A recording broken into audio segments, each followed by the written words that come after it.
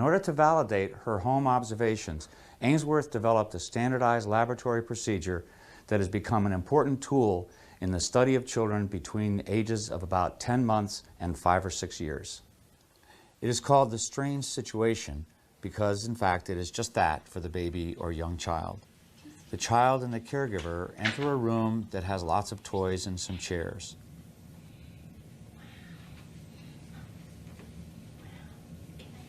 The caregiver puts the child on the floor to explore.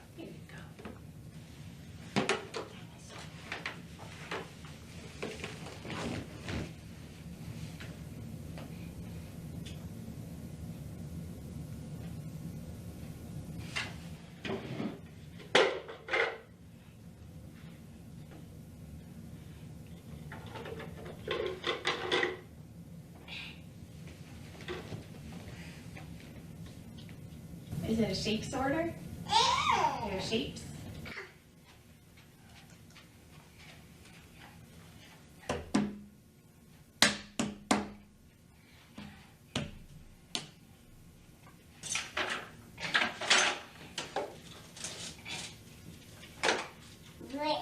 After about 3 minutes, an adult stranger comes in. Hello. Hi. Dr. Philippides, how are you? Hi. Nice to meet you. Nice to meet you. This is Caroline. Hello, Caroline. Sits down and briefly chats with the caregiver. How was your trip here? It was fine. We had no trouble finding it. Did you? And then begins to play with the child. Oh, look at your corn. And it's a beautiful day. It is a gorgeous day. Caroline didn't want to come inside. I don't blame her. Going to throw that? Yes, keep it to roll it. Oh, thanks.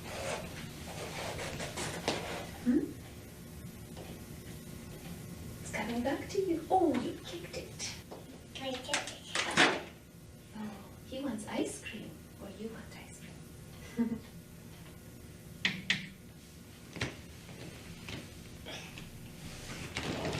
The caregiver then leaves and the stranger interacts with the baby.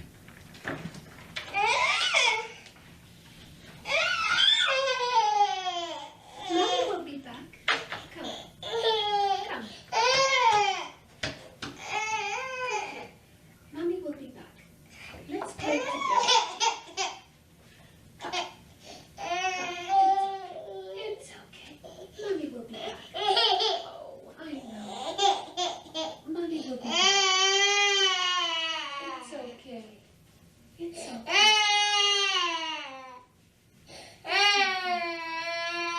Shall we play with the toys? Shall we play with the toys? Huh? Do you want to sit on here? Yeah. Yeah? Okay. Come on. Put 1 foot up. 1 foot up. And up you go. Now you're on a truck. Now you're on a truck. And you can push. Can you push? You want him to ride with you?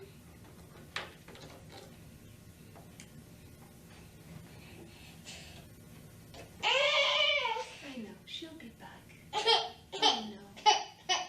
Oh. Mommy will be back. Mommy's coming now. Okay.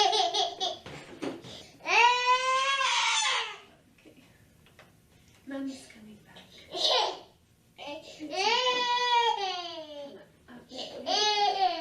Mommy's going to come back.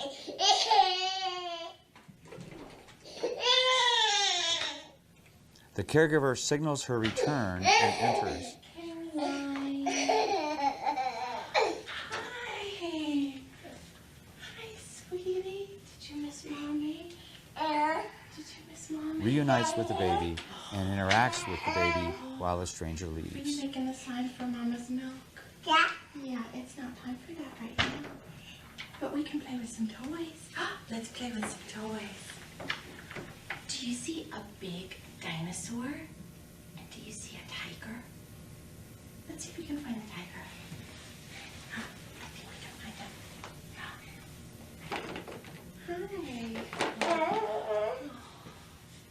Hey, sweetie.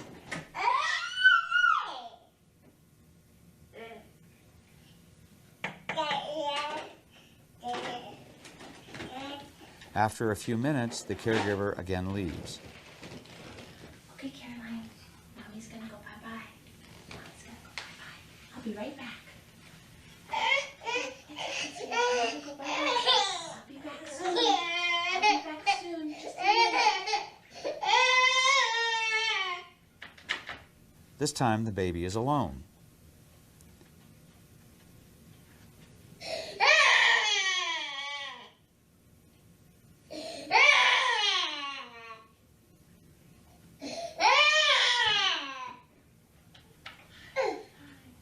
The stranger comes back in and tries to interact with the baby, trying to soothe her if she's upset.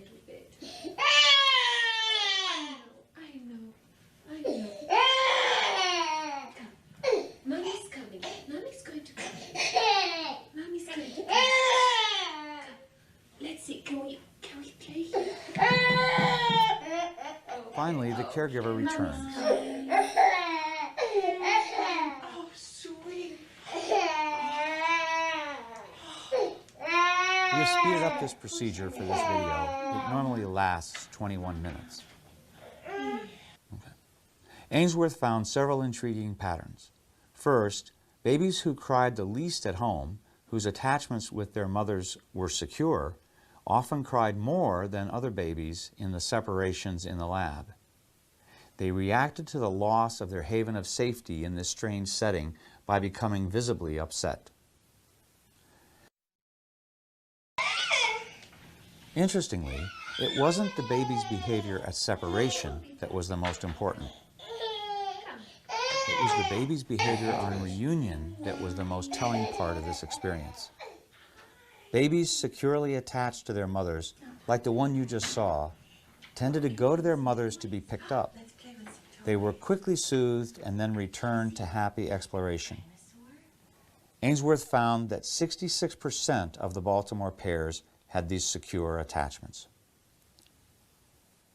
She also found two categories of anxious or insecure attachments, which we here illustrate with animations of actual lab footage to protect privacy. Some babies were less obviously upset by the separation, and at reunion were slow to initiate contact with their caregivers.